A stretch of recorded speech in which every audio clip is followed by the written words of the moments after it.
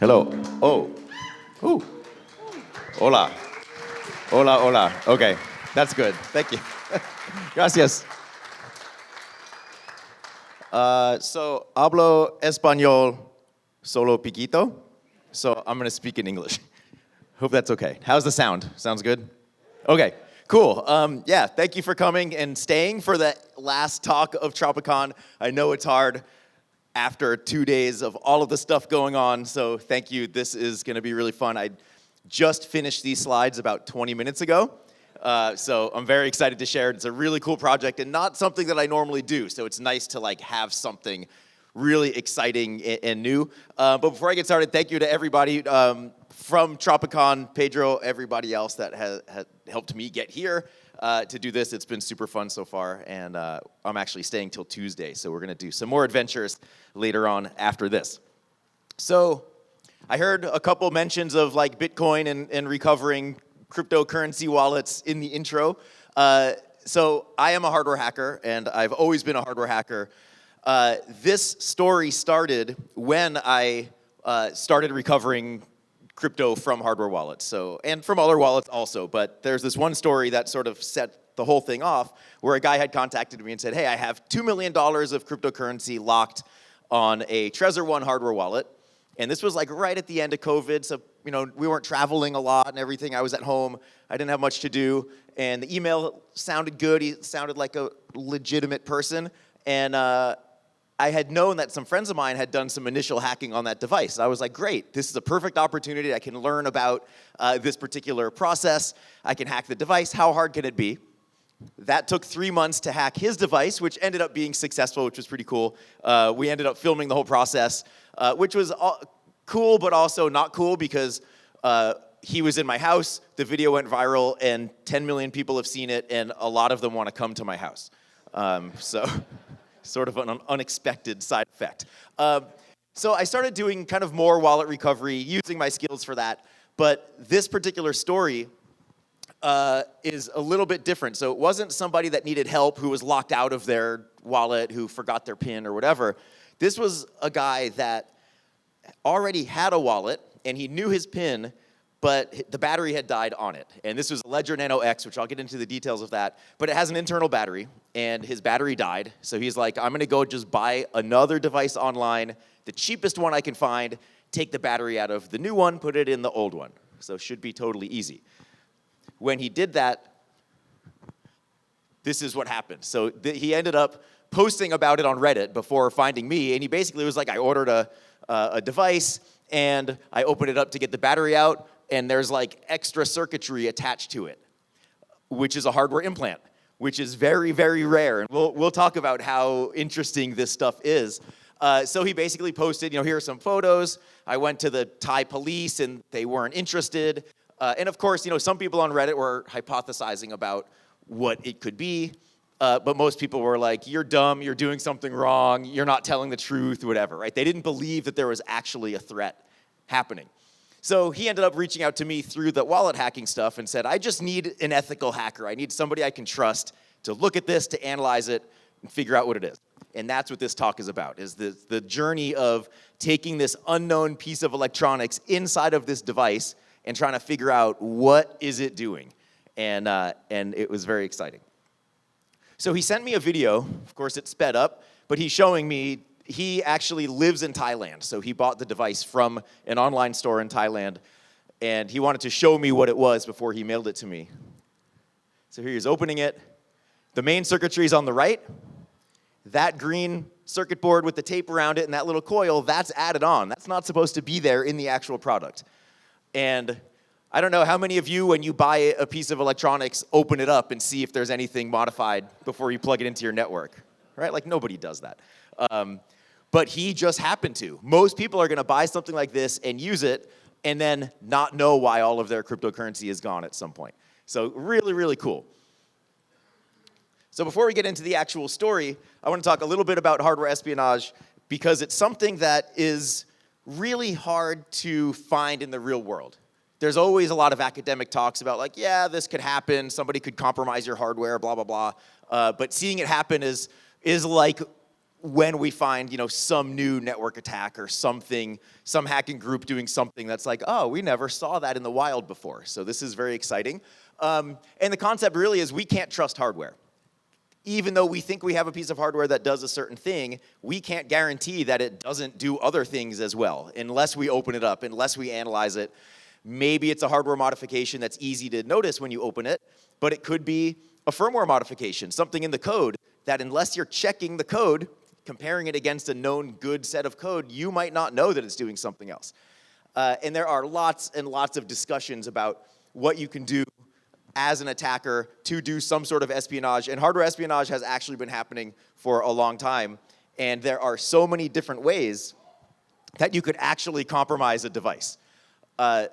Systems now are so complicated, even starting like way back at the chip level. Like the actual integrated circuits that are inside, or the silicon chips that are inside of our integrated circuits, we never look at those. They're manufactured, they're packaged, they go into a device, we trust that they're gonna work. So even at the lowest level, the chip level, when we buy an Intel part or an Apple part, or in my case, any sort of microcontroller that's running code, I buy that and I trust that it is doing what it's supposed to do and only what it's supposed to do.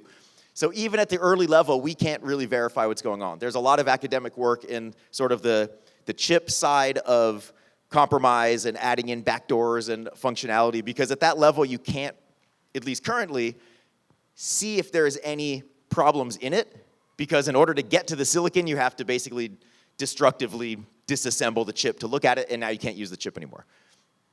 There are some non-destructive methods, but doesn't scale. Like, it's too expensive and too slow. So we have all of these different components that go into a system, and then that system also, we have our circuit board, which holds the components and has all our connections. Other components, those go from the manufacturers of those individual parts to a distributor. Then there's some factory that buys all of those components and using the design of whoever wants to build the product. That all gets assembled. Then it goes, usually this is manufactured offshore somewhere, goes to the main country. In this case, it's actually, this device is a French company and they're manufacturing in France. So it's sort of going to France. And then from there, the company sells to their customers. Maybe somebody intercepts the delivery driver, modifies something. Maybe somebody buys a device, hacks it, returns it. There are so many hands that touch this at so many different places along the way. We really can't trust hardware. We're just assuming that things work. And generally they do. Like generally, hardware works and it hasn't been hacked. But once in a while, hardware has been hacked. And it's that time that we don't want to have to deal with, but we do. And it's actually amazing that this doesn't happen more, given how many spots there are. But what we're talking about is actually not even on that drawing. So I drew this little one instead. So this is a guy buying legitimate devices and then adding additional circuitry to it and then reselling that on some marketplace. It could be, it's not going to be through the legitimate vendor, but it could be Amazon, whatever other kind of third-party marketplace there is to sell things, make it look like it's the legitimate device, and then they sell it. And because we know people don't open their hardware to see what's inside, that's what happens. So that's our story that we're going to deal with, is this upper right corner. But I do want to say there are not a lot of examples of hardware espionage because of how rare it is, but a lot of them actually have to do in the cryptocurrency world. So I wanted to sort of set the stage of what we're talking about is super interesting, but it's not the first time that there have been attacks against cryptocurrency. And of course, that's where the money is. So people are going to hack it any way they possibly can. This was a very detailed effort to get there. And some of these other examples are hardware related. Of course, there's all sorts of software related kind of malware and stuff in that world also. But there are two devices made by a company called Trezor. So I'm talking about Ledger for our example, but to be fair and kind of look at both vendors, Trezor is a competitor of Ledger, another manufacturer of cryptocurrency wallets. The Trezor one is the one that I hacked at first for the $2 million wallet. And then over the past couple years, I've hacked a lot of Trezor ones, a lot of Model Ts, and this is near and dear to my heart because I've been dealing with it for a long time. But in this case, there are some devices that are found on some Russian marketplaces. And these devices look like the originals, but they actually have a different version of code running on them. The code for Trezor is open source, and that's not the reason this has happened, right? Because even if something was locked down and closed source, anything is open source if you spend enough time reverse engineering it. It probably made the attack a little bit easier. And what it was is basically the exact same functionality, but the attackers changed the seed generation, so the private key generation for the cryptocurrency, to some fixed number of recovery seeds. So if I buy a device, I set it up, it has, I get my recovery seed, my 24 words, whatever it is. It looks random to me because I haven't seen them before. But in the code, it's actually pre-generated a couple different sets of recovery seeds. So the attacker already knows what the private keys are going to be of those wallets. So whenever there's money in it, at some point, the attacker is just going to take all the money out. Really clever. And this was only in Russia. I haven't been able to get my hands on one yet, but I would love to dump the code and compare and see exactly what was done. This picture on the left is an original Trezor 1. So it has like some coating on it to protect the chips and stuff for sort of environmental purposes. This kind of looks the same, but it's actually a different chip. So the original chip in the Trezor 1s, it's an STM32F205. This device here is an STM32F405, so it's similar family, but some different capabilities. So what the attackers did is take that chip off, put their own chip back on that's running the code they want, put it all back together, and ship it. That was probably the least of the complexity of hardware attacks, but if you open up a device like this and you don't know to look for coding, or you don't know that maybe you should look for the solder, see if there's any solder residue that maybe was there when they took off the part or put the part back on, you would think this is a normal device. And then the Trezor Model T is a newer version of board. This actually, they don't make this one anymore either. They now have newer ones that use secure elements, more secure design, as opposed to like a general purpose microcontroller that has security but isn't designed for security. But same attack here. So this is the original. This is the modified one. But there's another difference. With Trezor devices, they are ultrasonically welded together. So they're plastic housings, and then the two pieces of the housing are like vibrated together really quickly. So it looks like a one-piece housing. You can't open it. There are no screws or anything like that. In order to get to the Trezor devices, you have to use a knife or something to crack open the housing. So that's called tamper evidence. There's going to be some evidence when you open the device. It's going to be obvious that somebody had messed with it, if somebody is looking. So what these attackers did to overcome that, they just put these pieces of tape inside of the circuit board, and then when they closed it back together, it was like pretty good. Not great, but good enough where somebody is just going to say, oh, maybe it just looks a little weird. And if they don't know what a good one looks like, they're not going to know it's been messed with at all. Most people aren't going to try to pull their housing apart anyway. So this is definitely, things happen, and when there's money involved, things happen. So that's sort of hardware espionage, not a hardware implant, because that was firmware modification. Hardware implants are when you're adding additional hardware to a already known good functioning device. So you're not necessarily modifying firmware, you're tapping into something, you're soldering to something, you're connecting to something to make the system do something else. Sort of like a mod chip, right? Mod chips to bypass some security in a game console, probably the most common type of hardware implant that we've heard about, or credit card skimmers, also a hardware implant. Some sort of additional credit card reader or smart card reader that goes on top of the original one. So taking an existing system, putting something else on it. This one on the right, this is from a Cisco switch that somebody bought on eBay and opened it up and found this little tiny circuit board on there, soldered to like a couple different test points on the board. And there's a whole mystery around that. There was a post on Reddit trying to figure out what it was. Cisco took it, never said anything about it. I have some friends that work there, and they refuse to say anything about it. So I'm really curious. But it shouldn't be there. Maybe it's not malicious. Maybe it's to bypass some sort of licensing check if it's a repurposed device or a used device or something. We don't know, but it's a hardware implant, so they do come up occasionally. And a lot of it, we're tapping onto some sort of system bus, some inter-chip communication. Maybe we're doing something that's going to give us software control. Maybe we're doing something that accesses a debug interface so we can patch memory, which will give us root access on something. It really depends.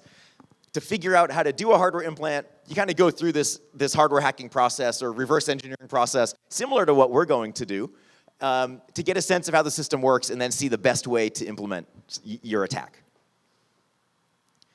So the device that we are talking about today is the Ledger Nano X. This is a device, the Ledger series, I'll show you a block diagram later, very well designed from a hardware perspective.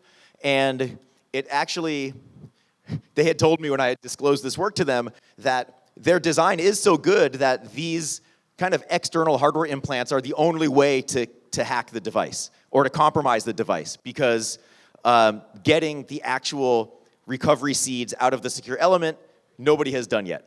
So they're sort of like, well, our hardware is so good, people have to do these hardware implants instead, which is true, but now they have to mitigate against that, right? If they know that that's the attack, that's what they have to mitigate against, and they are.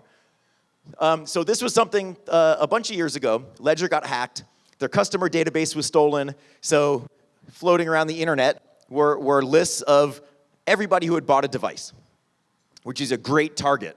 If you know everybody that bought a device, now you can try to steal their crypto. So what this group did, which is not public, so I don't know who it was, they bought original Ledger devices. They modified them with a tiny little thumb drive. So when you plug the device into the computer, instead of it running the Ledger device, it had a thumb drive that would show up.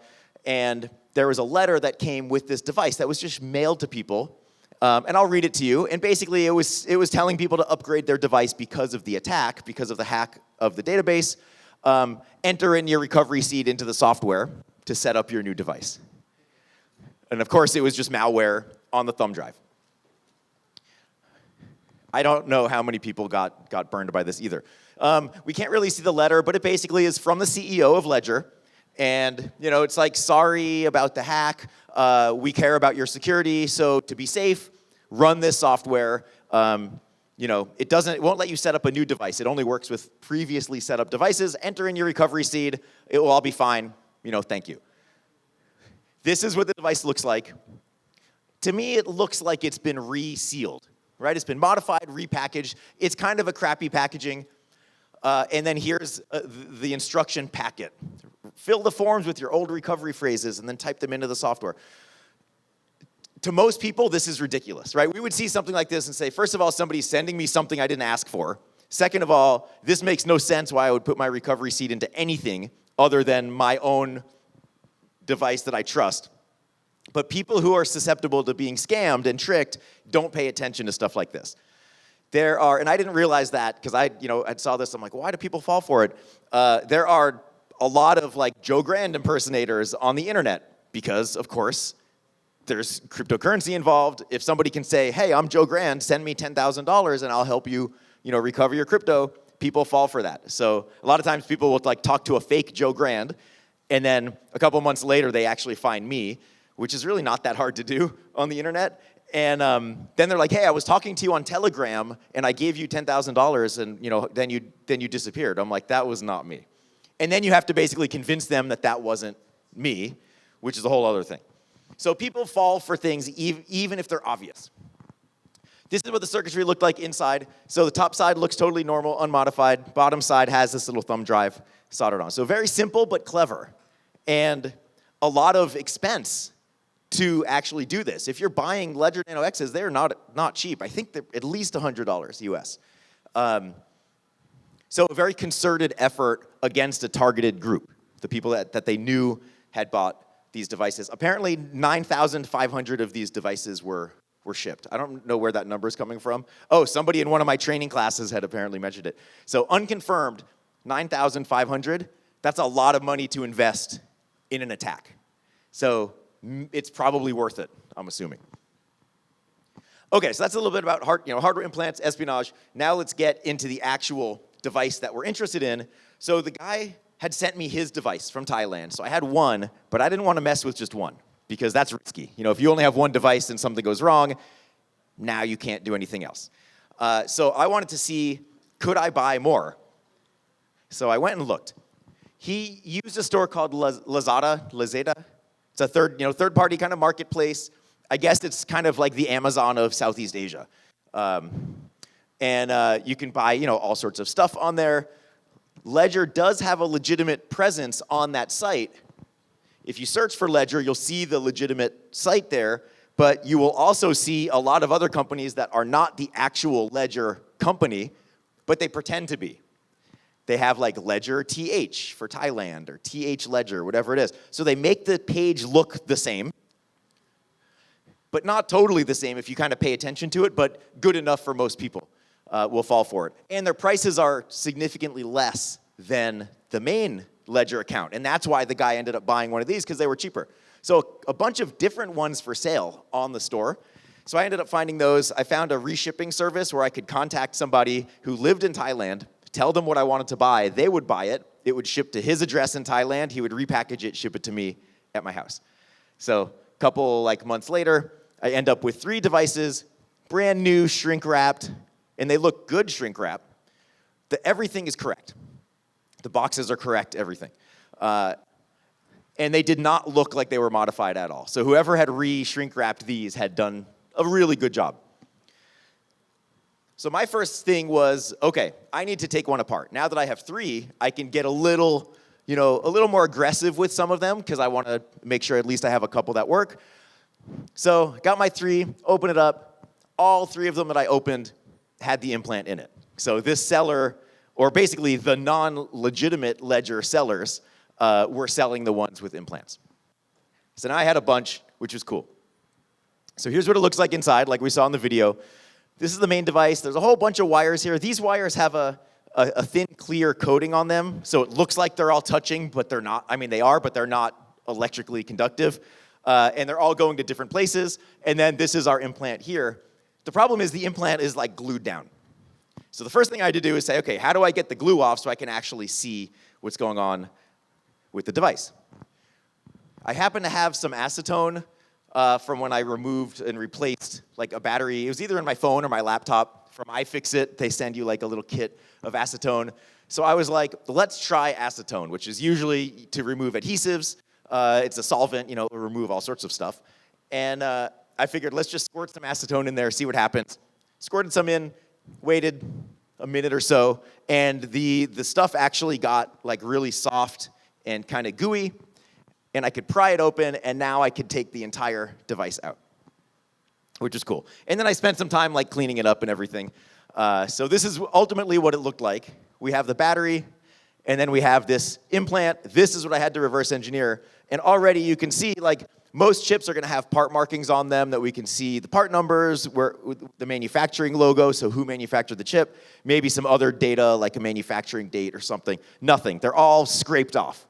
So I had no idea about anything. There was one little E on this chip, which led me down the wrong path for a while, and then eventually it made sense. So they knew what they were doing. They knew that they wanted to hide their tracks. There's also a bunch of glue on the top side, too, that I had to deal with. So here's a close-up of what it looks like. And we see an antenna, right? So we know, okay, this is wireless. That's all we knew for now. But that's where we started. Wireless, some sort of module, and very likely a radio module because the antenna is connected. Normally, the radio modules have the metal cover on top, like shielding.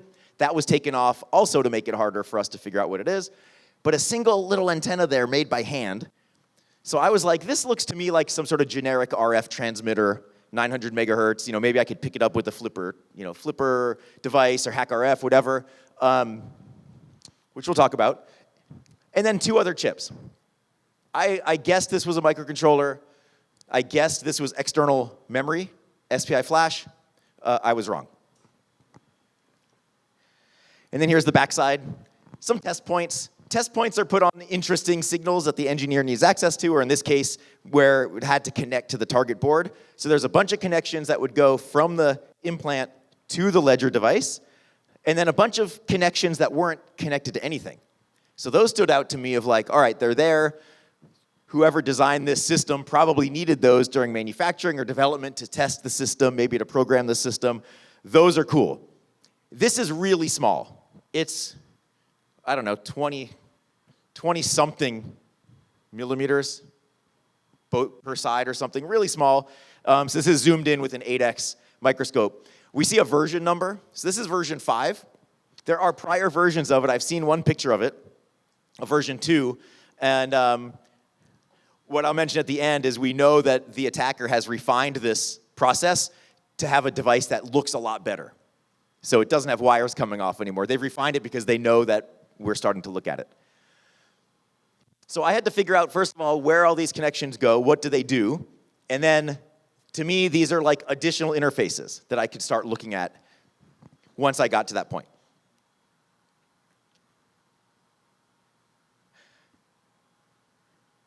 So because I'm a hardware hacker, I start with hardware first.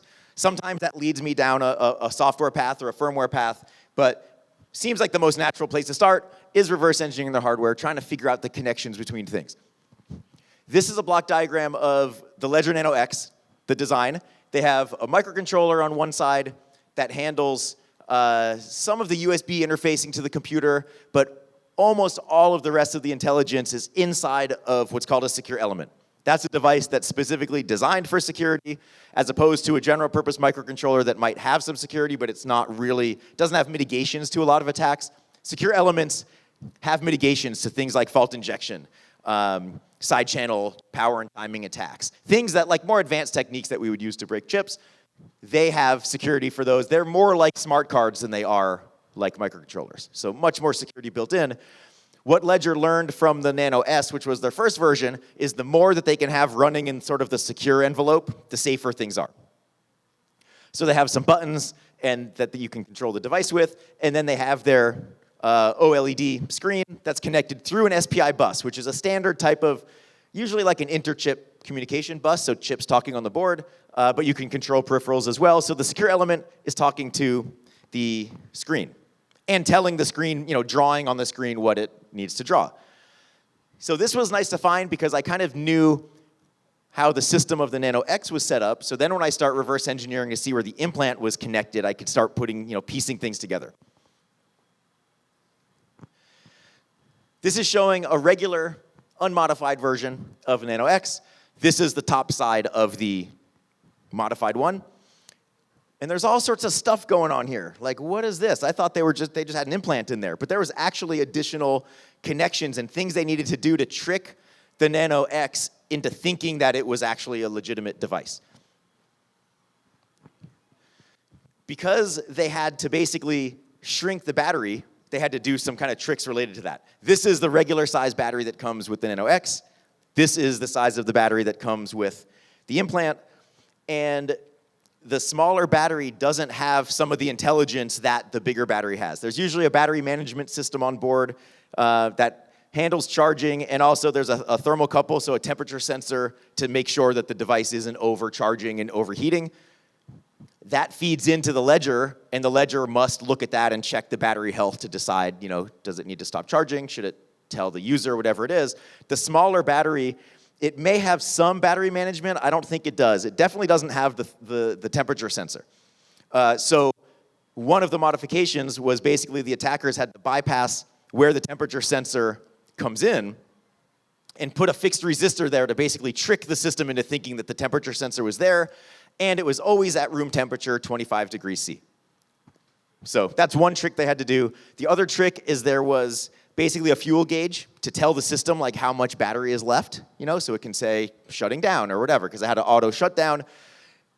They had to modify that too, and that's what some of these other wires were for. So now the system always just thinks 100% charge all the time. So those were the things that were just required in order to shrink the battery, and then the attackers had space to put the implant. But what's more interesting is the stuff on the other side.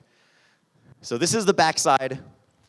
There was this other type of glue that was almost like foam, like hard foam.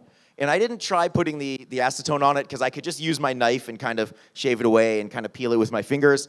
And I really wanted to be careful because if I was too hard with it, I might delaminate the board and pull off the wires, pull off the test points, damage the board. So I only removed, the minimal amount that I needed to see where things went.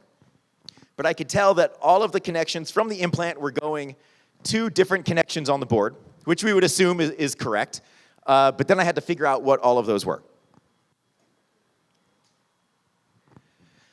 So I got my trusty microscope. and my drawings, my reference drawings, and I basically had a picture of the circuit board. So when I started figuring out where things go, I could start writing on my drawing, what was happening. So just pen and paper.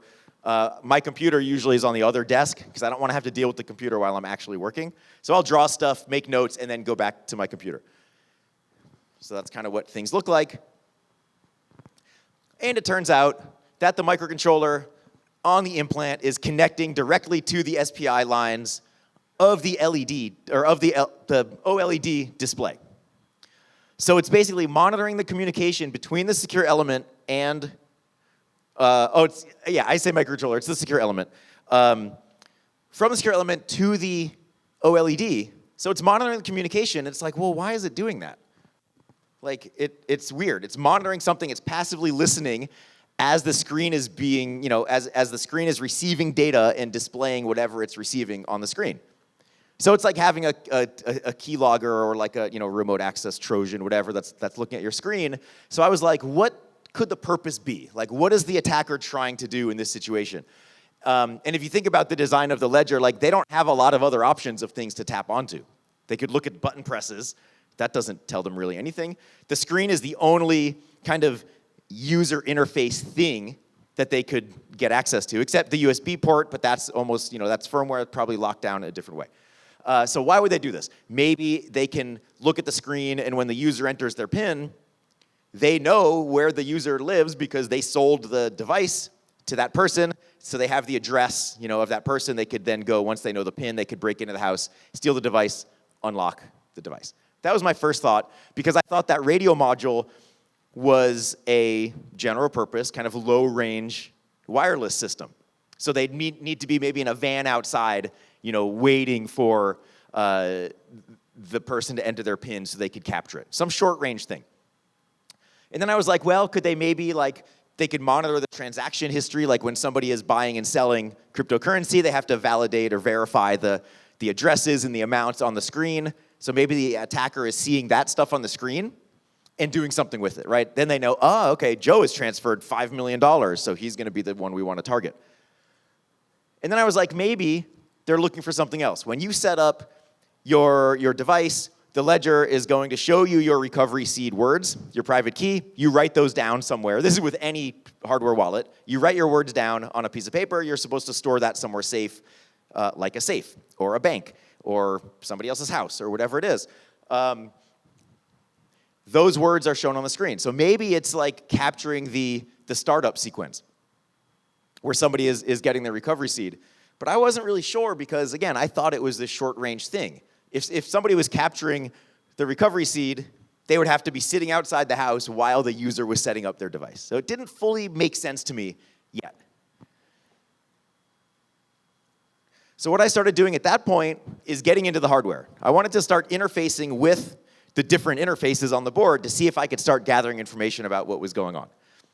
And my first approach, I'm not really an RF person, but seeing the antenna on there, I was like, okay, it's obviously transmitting. Let's see if we can identify when is it transmitting, where is it transmitting, frequency-wise, modulation.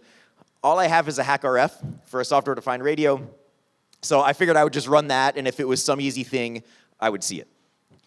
What I did do is take the antenna off so I could figure out what the length of the antenna was, so I could take a guess at what the frequency range was.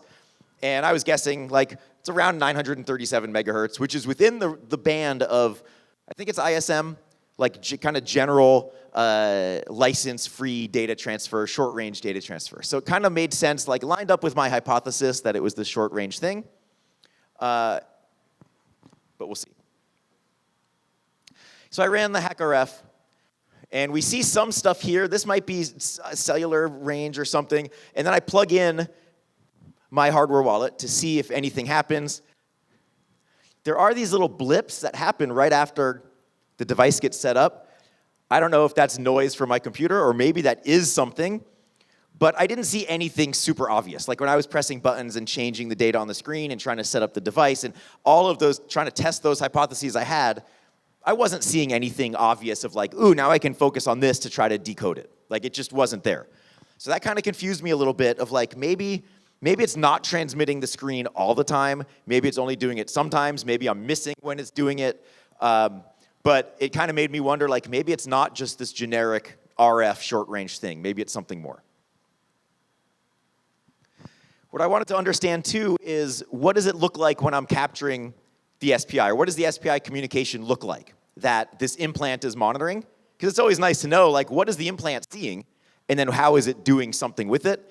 So I plugged in a different ledger, so one of my own, and I had soldered the same test points that would go to the hardware implant, connected that to my logic analyzer, so I could now see what was being fed into the implant. And this was running like a little screensaver, so there was constant activity on the screen. And this is what it looks like with my logic analyzer. With SPI, we have our clock data. There is usually a data in and a data out, but in this case of the design, there was just data coming from the secure element to the display. And I set up some decoding, so I could actually decode the data. Not that I wanted to, but I just wanted to get a sense of, like, this is the data that the implant would be monitoring. Bunch of ones and zeros, turning that into something useful, and then handling that in some way. So I got a little sense of what it was, of the signals that it was getting in, but I still didn't know exactly what it was doing. So I noticed the next thing was some of the test points on that board, it said DP and DM. Those are standard terms for USB. So I said, ooh, maybe there's a USB port on here that's being used for development or testing or something. But the fact that there are test points made me say, okay, I'm going to try to connect to them. So I soldered a connector up to that. I used a USB type A, so one of those big square ones, because that's the easiest to solder to. Plugged it in, LS USB, nothing. No change in what I already had connected, so I was like, huh, okay, maybe the USB port's disabled. And then I noticed a pin called boot, which typically is like a bootloader pin or something. I thought that this boot pin was connected to the microcontroller on the implant. But it turns out that that is connected somehow to this other module where this USB interface is connected. So if I pull the boot pin high, pull it to 5 volts, say like the USB line 5 volts, then magically we get one enumeration for 15 seconds, which is a bootloader, and then we get 3 USB CDC ports, so communication device, kind of multi-port devices that don't require an additional driver, pops up on the screen, and we see here it's an Air M2M composite device. That was pretty cool to like see this come to life. It's like, ooh, now I have this interface that I can explore. And Air M2M, I started searching for that. M2M is machine to machine. So that's kind of indicates, ooh, is it like an IoT device, you know, like some Internet of Things thing? But the fact that I saw that was pretty exciting. Here's what that little setup looked like with my board, the implant, and then my little wires going to there, and then that connecting to my computer. So those 3 ports that came up, I set up my terminal program. There were 3 virtual COM ports, 3 devices. They were like TTY something, 3 of them. So I said, okay, like a UART interface, I should be able to connect to those with my terminal program, and maybe I'll see something. Just like if we find a UART on some piece of hardware, some embedded system, we can connect to it. We might be able to interact with it. USB, it was giving us that same interface just over USB. So I set up my terminal programs, and 2 of the 3 actually showed data, which was awesome. Like to see real activity like this. The one on the right is just constant dumping binary data all the time. It turns out that's diagnostic data or debug data or something that with the right tools, once we knew what the interface was, like you could decode that once we knew what the hardware was. But that's not super interesting. And then there's the other, at least for what I'm doing, the other one was sort of the status things that were happening. So every once in a while, we'd see another blob of data come up, but it was always repeating the same stuff. And I'll zoom in on it so you can see it. Well, you kind of can't see it, but it's mostly binary, and then once in a while, there's like actual words. The 2 that really, really helped, first one, it says CSDK version something EC716S. I was like, all right, that's something good. Wrote that down. I wasn't sure what it was yet. And then over there is a set of numbers. Did some research on that. It turns out those numbers correspond to an IMEI. So this was not a short-range wireless module. This was a cellular module, and that was the IMEI of that device. And that gave me a lot of information, which I'll show you soon. That other thing, the EC716S, did some searching online. It turns out that that is the chipset that's used in a lot of wireless modules. EC is Eigencom, and it's this device in the middle. On this device, there's a little E. It says E. It actually has the company name on it. That E was on that part that wasn't scraped off properly. I misinterpreted that E at first as Epson, a Japanese chip company that makes lots of chips also for wireless modules. But this was the one. So EC716, this was it's a 4G Cat 1 bis, like single antenna device for low cost Internet of Things, cellular connection. And this was like, holy shit, this is like an actual like cell phone as an implant in the device. Like, that's crazy. And then I was like, wait a second, if this is a cell phone and this is connected, like, could the attacker like geolocate checking signal strength or something, like, and figure out who's looking at the device? So then I was freaking out of like, now they know where I live and they could come and find me. And then I was like, no, cellular devices, like, very regional, right? It's supposed to be like, you'll work in one country, not another country. Like, I did that to sort of like convince myself I was okay. But we'll see later that that wasn't the case.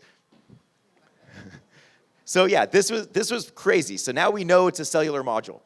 Then I took the IMEI that I saw from that output, from the USB output, put it into like an IMEI checking tool, and that's showing us the company name, the model, and the model name. Because the IMEI is specifically tied to that particular hardware. And the Air 700E, it turns out, is the device that this cellular module is. What's interesting, though, is the Air 700E, it has the same physical footprint as the module on our board, but the chipset that's advertised for this is not the EC716S. It's a different Eigencom version. So it wasn't a complete one-to-one comparison. I think maybe either the device has been updated and the documentation wasn't, or maybe the device that the attacker is using is just a variation of this one. But this is what the footprint looks like. It's a really complicated module, a lot of stuff going on. There's 2 UART interfaces. There's all sorts of other things. But that's the cellular module. So we knew that. That was cool. That was another thing. Check off the list. We know that. Then I sort of went to the microcontroller and said, okay, let's see if we can figure out what the microcontroller is, see if we can get access to the debug interface, get the firmware off. How hard, could that be? I had my microscope, I had my oscilloscope, and I basically was power cycling the system. I was looking at activity on the different pins. I could take measurements, so I knew it was a QFN20 package, which is a standard package. 3 by 3 millimeters is kind of small, and either a 0.5 or 0.6 millimeter pitch. Knowing those specifications, I could then search online and say what vendors sell chips, microcontrollers, in those package types, and then which of those line up with the pins that I have found. Most microcontroller pins are kind of remappable, reprogrammable for different functions, for I/O pins, but not for your power pins, not for your clock input, not for your debug interface pins. Like, those are going to be fixed. So if I could narrow it down, I might be able to figure out what the device is. I just couldn't find anything. So I was like, all right, maybe it's not a US manufacturer, maybe it's not a Western Europe, maybe it's a Chinese manufacturer, that there's lots of different manufacturers, the documentation's in Chinese, maybe it just never kind of got spidered and something I can search on Google. So that was tricky. I couldn't figure out what it was, but I still was able to take measurements of all the different lines. I could trace out which connections of the microcontroller went to the test points of the implant, and then tried to do more continuity testing to see how things connected, and basically put together a picture of the things I knew and some things I discovered. But it wasn't really, I couldn't with 100% certainty figure out what it was. And I still can't. So the USB test points were on that board. There was also SWD test points. SWD is an industry standard debug interface for ARM architectures. It stands for serial wire debug. Really, really common 2-pin connection plus ground that will give you debug access to a device if there is no code protection. if the device has security, if it's locked, I might not be able to connect to the chip at all. So I was like, I know there's the SWD pins on the module. Let's just wire those up and see if we can connect to them, kind of like what we did with USB. So I wired it up. Here's what it looks like. The pins go to a little adapter to make it easier, and then I connected it up to a device called the JTagulator, which is a product I'd built years ago, open source, so you could build your own, that would just help you identify debug interfaces by enumerating through all the different pin permutations to tell you which pin is which. In our case, we already knew because the board told us SWD and SWC, but I didn't really trust that. I figured I would use this to at least verify if I could get access to the device through the SWD interface. And as it turns out, I could actually scan. I was able to identify the data and clock lines, and I could read the device ID from the chip through the debug interface. So there was no code protection on this device, no security enabled. If there was, again, that would just be a roadblock. I'd have to defeat that in some way, probably fault injection, then get access to the debug interface, and then go from there. But in this case, like, they had scraped the part numbers off, they put epoxy on, but they didn't enable security. So good for us, kind of bad for them. So I knew the device ID, and with the device ID, that's an ID that I could look up and get information about. And it turns out that that's an ID for a generic ARM Cortex M0 Plus architecture. So I still didn't know the vendor name, but it didn't matter. As long as I know the architecture type, I can then use debug tools to connect to that interface and try to actually manipulate it. So here's what that looks like. I replaced the JTagulator with a little with a Sager J-Link, so a kind of engineering tool. My favorite type of JTAG and SWD interface. There's a lot of them out there. I just use this one. It works with OpenOCD and all of various tools. Connected to it. Now that I knew the debug interface worked, I could use OpenOCD. I could connect to it, and it's reading the same ID code, and it's basically just waiting there. This is now like debugging a piece of software. I have hardware access that I can control the CPU, I can stop it, I can view memory, I can change memory, I can single step through the code. I can do whatever I want at this point, having debug interface. So that was my first thing. I could connect to it. Then I could halt the system. So now it's just basically just sitting there doing nothing until I tell it to do something. So the next thing I wanted to do is just see if I could read some memory, because sometimes you connect to a chip that you can get debug access, but it's going to return all zeros or something if the device is locked. In this case, I could actually read data from the device, and then I just dumped the entire contents of memory. And this was a 32 kilobyte device. Now I have all the code, just like that. It looks a lot easier than it was. It took me, I don't know, a couple hours to get everything working. And then, just really quickly, I wanted to see if there was anything useful in there. I ran strings on it to see some printable ASCII, but I just loaded it into a hex editor, kind of dragged through it, and it's like, that looks like a pretty good dump. Like, at least there was data. It wasn't zeros. I had access to the whole thing. Part of the process of hardware hacking is you now, got to figure out what the firmware does. And if you can figure out every single thing that's happening. There's also UART interfaces on there. So besides what we could see through the USB interface, there are actual UART interfaces on the cellular module. UART stands for Universal Asynchronous Receiver Transmitter. It's a very common device-to-human connection, also device-to-device, but a lot of times we'll see printable text, root shell access, stuff like that on it. So I found this while I was probing around with the microcontroller and found some activity on one of the pins on power up when I was powering up the board. And it said like boot.rom version number something. So I'm like, okay. What I still didn't know is how the microcontroller on the implant was talking to the cellular module. I had a feeling it was something with UART because I didn't see any other connections on the board. And I haven't fully explored that because for my purpose it's not totally necessary, but I will look into it eventually. But I saw some activity there, which is good. There's also other pins available. So you have a main and you have debug for UART. The debug interface boots up with some nice ASCII art. This is for like an over-the-air update kind of bootloader mode. And you can actually load new code into it if you had the code, and hopefully you don't brick the device. But that's the bootloader. I'm more interested in the main connection because I don't want to modify the code of that device. So I guess we could like modify the implant and do something else. But I want to see how the CPU is communicating to the cellular module, because then I can see exactly what's being transmitted. So another interface on this board. We now know it's a cellular module. So that device that I thought was an external SPI flash as an 8-pin device is not. It's actually an eSIM.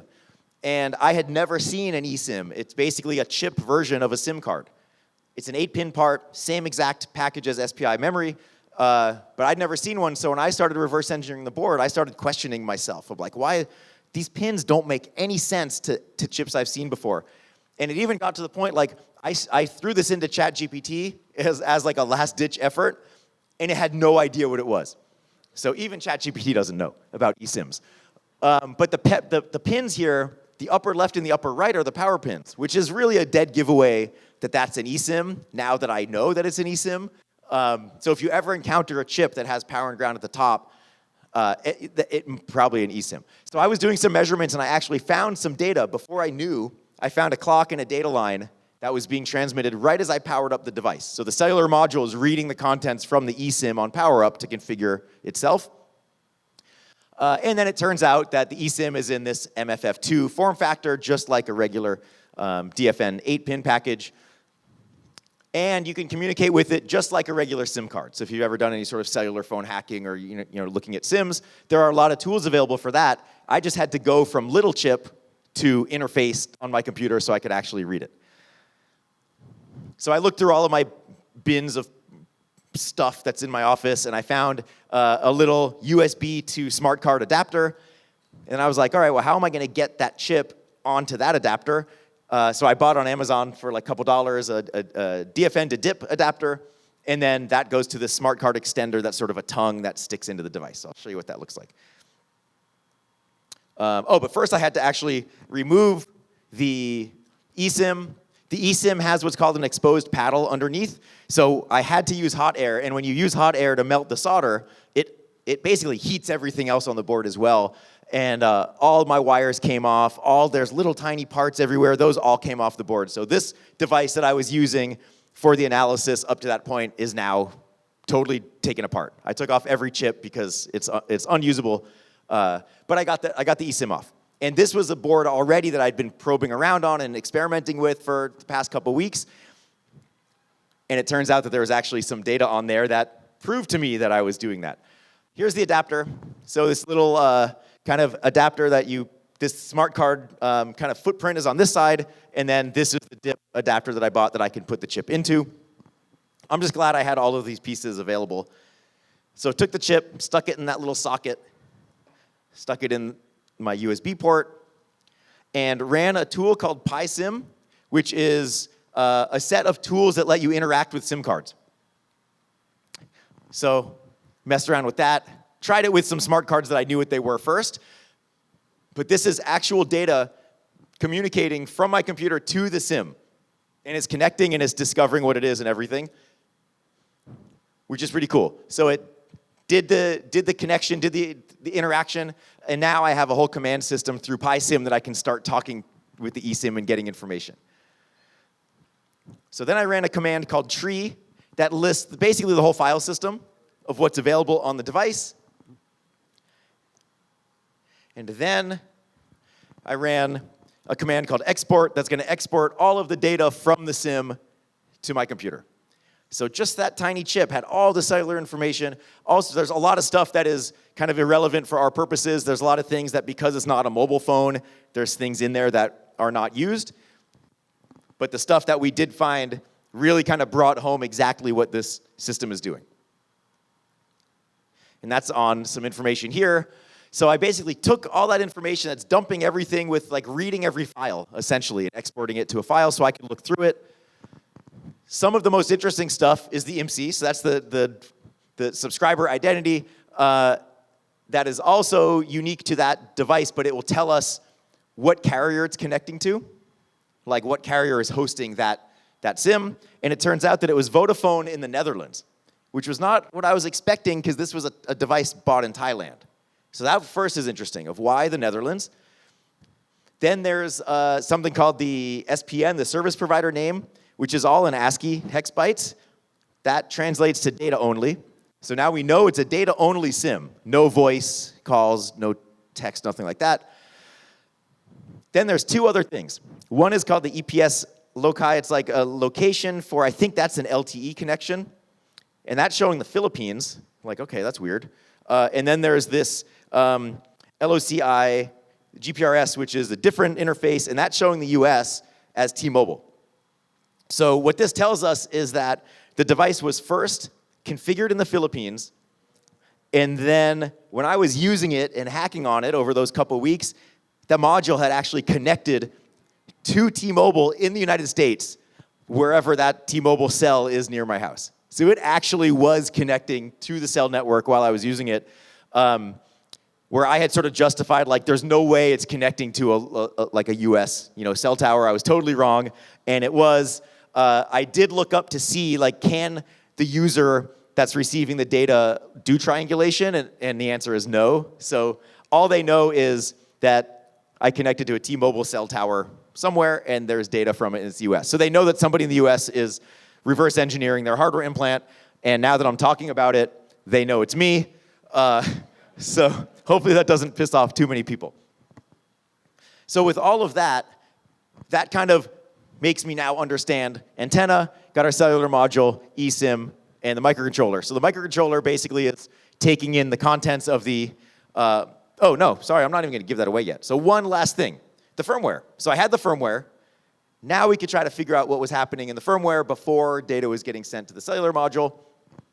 So I threw it into Ghidra, and just really quickly, I didn't spend a lot of time on this, but I wanted to get a sense of, like, how it was processing stuff. So the left side, there's a whole area that's constants that are just strings defined. And I thought that was interesting. So it's kind of this lookup table. And then I found this other function that was all of these if statements over and over and over and over again. That stands out to me, right? As opposed to just random stuff. Like, seeing something like that tells you that some main thing.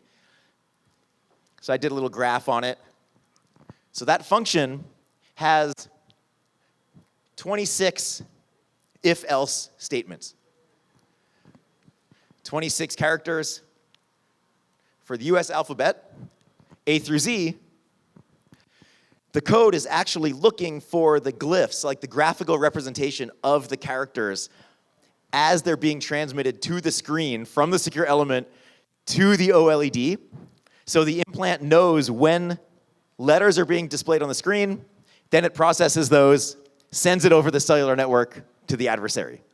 And the most likely case is they're doing it during the recovery seed initialization or restoration of the device. So that was a huge shock to me of, like, this is such a complex process to write the code to do that, to miniaturize it, to get the cellular module, to sign up with eSIMs for all these devices, and then seed the market with them to try to get some cryptocurrency, and I'm sure they have. And if you look through Reddit, there's other people that have complained about money being stolen, unconfirmed that it's a hardware implant, but you never know. So this was super, super interesting and very, very fun to sort of go through that process to end up knowing exactly what it's doing. But there's still more work to be done, as always, right? Anytime you work on a project, there's always more to explore, and there's things that I'm still curious about. So I want to do some more firmware reverse engineering, maybe see exactly how it's processing things, study that if-else statement a little bit more, study the interface between the microcontroller on the implant and the actual cellular module to know exactly what data is being transmitted. Maybe I can monitor the actual cellular transmissions, so I could set up a 4G base station. Talking to some of the guys here, learned about this. 4G base station with a couple SDRs to basically have my own base station where that unit's going to connect to, and then I can either man in the middle everything or just monitor exactly what's going on. And that would be cool. What I think would be really cool is monitor the transmissions and then have, like, some sort of graphic on the screen and do live demos of exactly what's being transmitted from the screen, which would be fun. And then learning more about the adversary. I'm interested in it, but I'm not going that way because I'm just a hacker. I don't want to mess with that. It's probably organized crime or North Korea or something. Like, yeah, I'm going to stay away from that. But Ledger, who I'll talk about next, like that is their goal, to try to figure out who is messing with their products. So always more work to be done, whether I'll do it or somebody else, who knows, but it definitely pretty cool.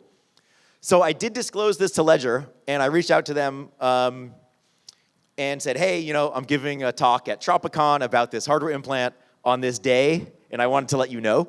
I know some people over there because I go to hacker conferences and meet people, and they go to hardware.io a lot. Some of their guys have what's called the Ledger Donjon, which is like their own research lab, super talented, super smart. So I reached out and said, hey, I found all this information.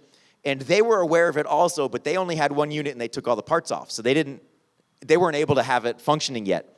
So we did some collaboration and exchanged some information, and they basically updated some of their website to make it more clear for people of how to tell if the device has an implant or not, which I thought was pretty cool. So they kind of came up with this list of things they wanted to share about what you can do, and this really applies to any type of hardware device.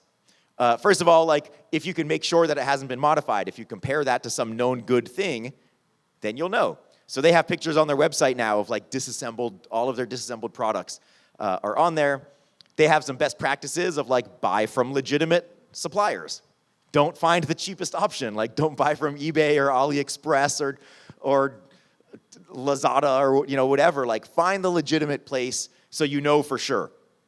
And they are doing some additional hardening as well, some other anti-tamper stuff. They have one product now that's sealed, kind of unibody, like laptops.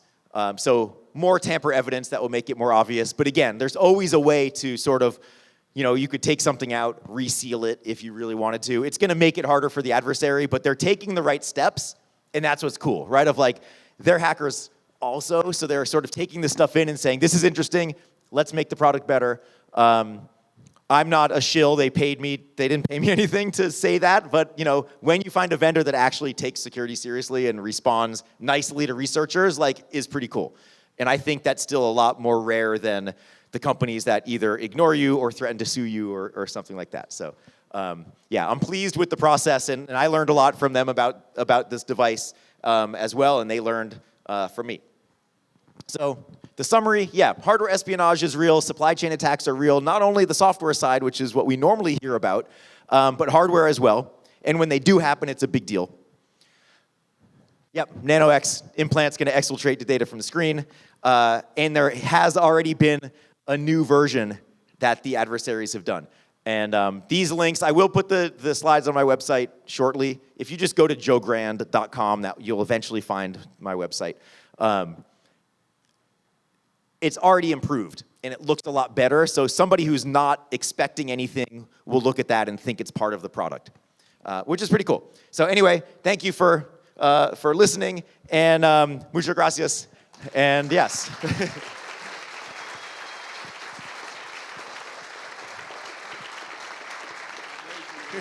Thank you.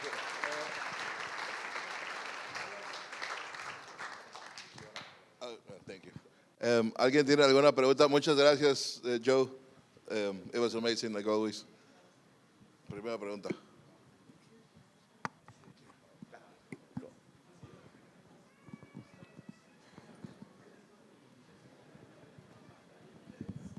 First of all, awesome talk. Thank you. Here are many fans of you, and it's an honor you joining the TROPICON. So, should we open any hardware that we have at home now? That's a good question. I mean, probably. Yeah, probably. And I think, for most of us, it wouldn't be a targeted attack. It would be something like this, where devices are compromised, and they're just kind of phishing everybody, and somebody's going to get burned by it. But what's funny, though, is even knowing this, I'm not going to open my stuff because I'm lazy. And it's the same reason I don't always update my computer, because I don't want something to break and then you have to deal with it. So it's that kind of thing about security of you're supposed to, but it's inconvenient. It depends how paranoid you are. Yeah. Yeah. It's kind of scary. And also, how much did you take on this project? How much time did you spend? I would say it was probably about a week total. Yeah. Wow. Yeah. Wow. Here and there, because I would work on it for half a day, wait for stuff. But yeah, about a week. Okay. Thank you so much. Awesome talk. Cool. Thanks.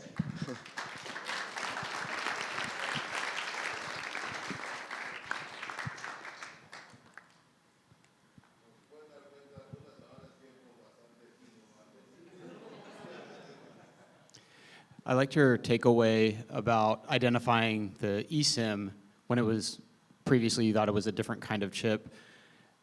Two-part question, how frequently do you encounter some kind of chip where you face that level of difficulty in identifying it? And then second part, any other key takeaways from this particular project that you think will speed up your identification of unidentified devices in the future? Yeah, good question. So I've never seen a chip that I thought was one thing and the other. Sometimes I'll see chips that I don't know what they are. But I was so sure that it was external memory because that setup, I figured that was connected to the microcontroller. So it just kind of brought me down this other path. I guess what I learned from that is you never know, right? You have to verify everything. And I think the thing is when I was looking at the signals, I was mistrusting myself. Like I wasn't trusting the data. And I should have really trusted the data and said, okay, this is what it is. I didn't make a mistake. Like I was trying to fit the fact that it was memory into the footprint. So I was looking for other memory devices that were that footprint, but they didn't exist, in that pinout. So I think it's like trusting the data, like trusting what you find, especially if you do it multiple times, you verify and it's like, that is what it is. So I need to trust that. What I also learned too is I haven't done a full reverse engineering process like this in a long time because I mostly travel and I teach about it. But it's nice to be able to practice what I preach and like use these tricks that I mentioned in class of like, oh, I am going to try pulling that boot pin high and low and see what happens. I am going to wire up to that interface that I know it is. I am going to power cycle the board when I'm looking at my oscilloscope. So all of these little things, it kind of made me feel good of like, okay, I'm not just teaching bullshit. Like I'm teaching stuff that actually is good and it helps and it works. So yeah, that was pretty cool.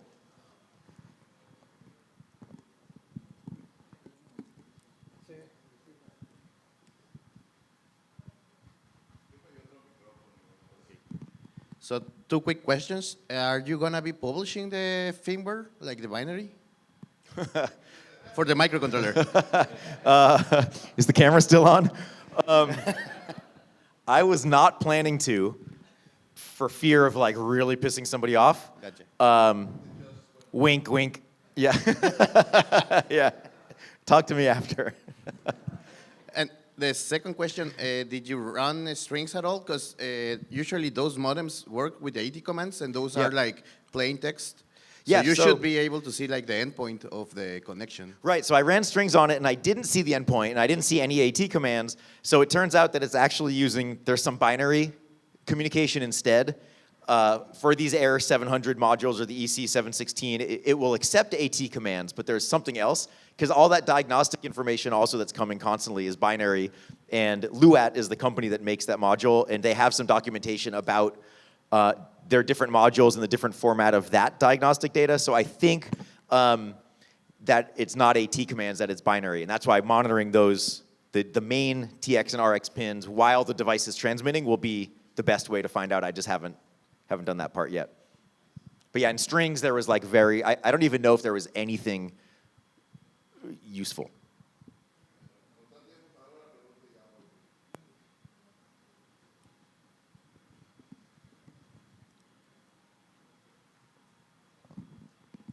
Hi, Joey. Thank you.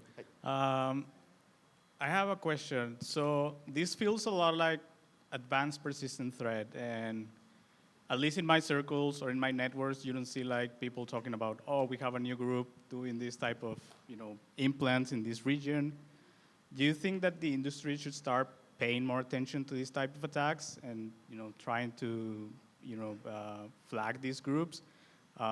Because we don't know if this is like only a side project for them, like the Trezor, Right. and who knows what else they are, attacking or implanting. Yeah, exactly. I mean, I think, yes, everybody should be paying attention to this as like another form of an APT, where we're looking at software and web app and, network, all this stuff. Like this is something that is becoming really good and really complicated and still very easy to identify. You'll always be able to identify hardware implants, unless they're put into the chips themselves, and that's a whole different story. That could take a while, though it is actually possible now to make your own chips, and you could package that into the same chip package as another chip, which, I don't know, maybe countries are doing that. But yeah, I mean, I think this, it's hard to know where it's coming from, but probably a group that I guess I shouldn't really hypothesize, but probably a group that needs cryptocurrency to fund, whatever they're doing, or maybe it's a criminal organization that wants to use cryptocurrency. Ultimately, though, it would be interesting to, kind of follow that money if you can figure out that endpoint and track where things are going. Or connect to Vodafone, talk to Vodafone and see where things are, which maybe Ledger is doing, right? If they know they have a couple different IMEIs, a couple different MCs, like talk to Vodafone, track where that's going. I don't know if it will ever become public, and they probably won't even tell me, but it's definitely interesting. And if one group is doing it, more groups will start doing it. And it's like some group might see this and say, hey, that's a great idea. I'm going to do that on this network thing that's going somewhere else. So you never know. Okay, thank you again.